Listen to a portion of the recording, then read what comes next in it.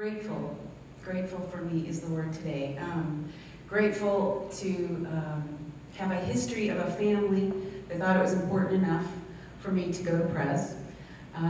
Grateful that I stand on the shoulders of my mother, who also went to Pres, class of 58. And now grateful that my daughter is also here and able to experience the amazing wisdom and path that Pres is able to give her, the confidence that she now has to stand up to for social justice and for the things that she is passionate and believes in. And we have a book of yours on our table, and I'm very grateful that that Pres was able to offer you the same kind of incredible experience that I think it offered me. I never thought I'd be standing here, so thank you too for that. I think what I wanted to reflect on today is the idea that for me it has been the intersection between my passion, my joy, the world's needs, and the resources that are either mine or around me, something I have access to, that allows for movement and for leadership.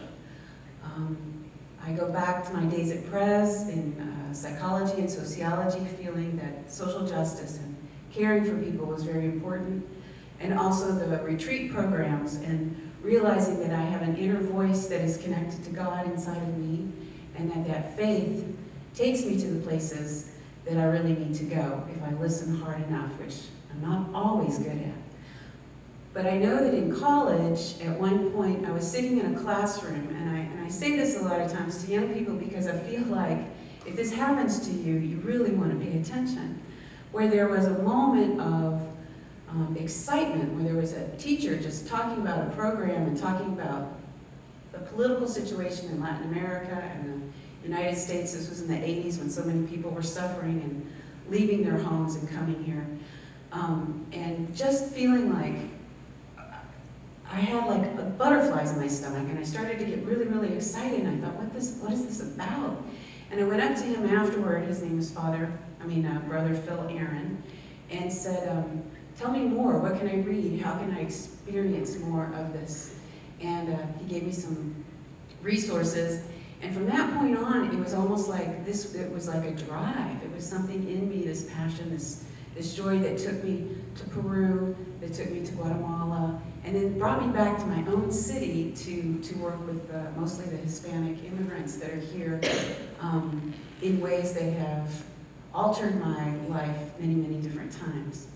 And I have an image that I love to remember of living in Peru with the Ursuline community there, and visiting a gentleman in his home, and he had just had a wedding for his daughter, and they lived in a very, very poor neighborhood and had very few resources, and I couldn't go to the wedding. And he called me from the street. I was walking down the street, and he called me into his home. He had a little tienda, like a little storefront, and he said, oh my gosh, come, and I didn't speak very much Spanish at the time, so it was a lot of, using of hands and gesturing and whatnot. But he said, come in, and he sat me down on one of the only little stools in the place, and he brought over another little stool and sat that down, and the family kind of gathered around, because I was a little odd, I think, in that little community.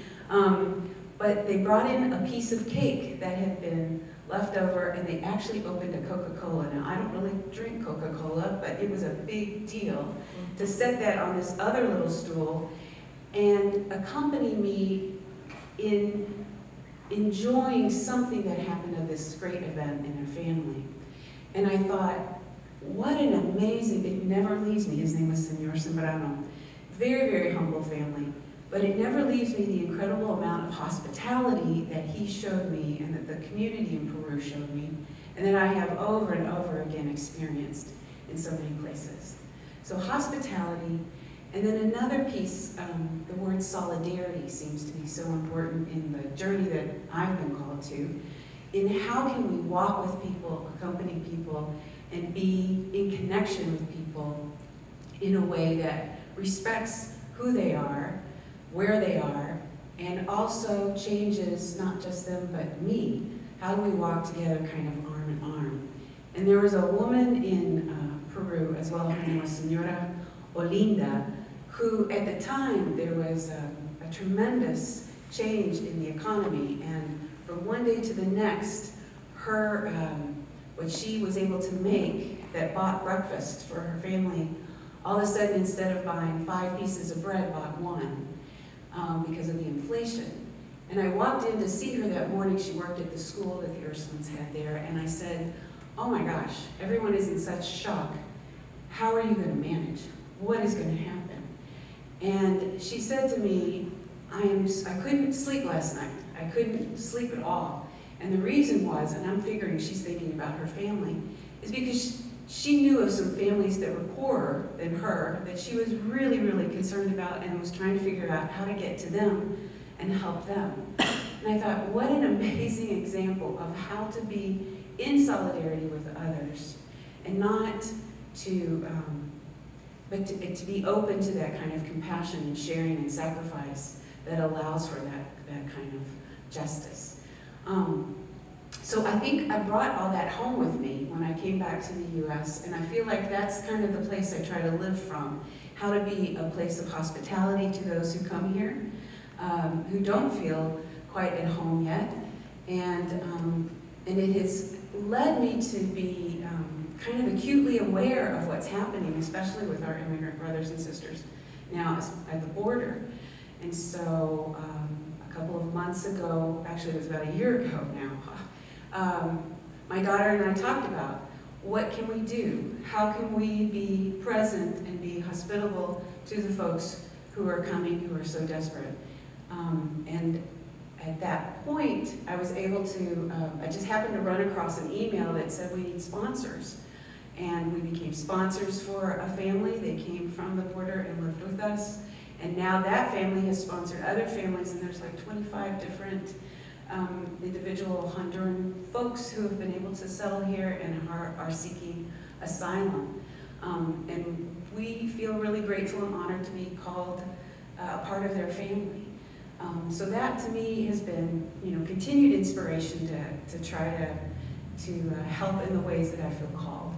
So for me, leadership has been how do I really listen to that voice on the inside? How do I notice what I'm passionate and really joyful about? And how do I take that to the world and the needs that are presented to me and figuring out what I can do with the resources that I have? So grateful to be here with you today and look forward to getting to know all of you, especially the other award folks. I'm grateful to be here with Sister Maureen, who is my principal at Perez. I said, I don't think I've seen you since then. But neither one of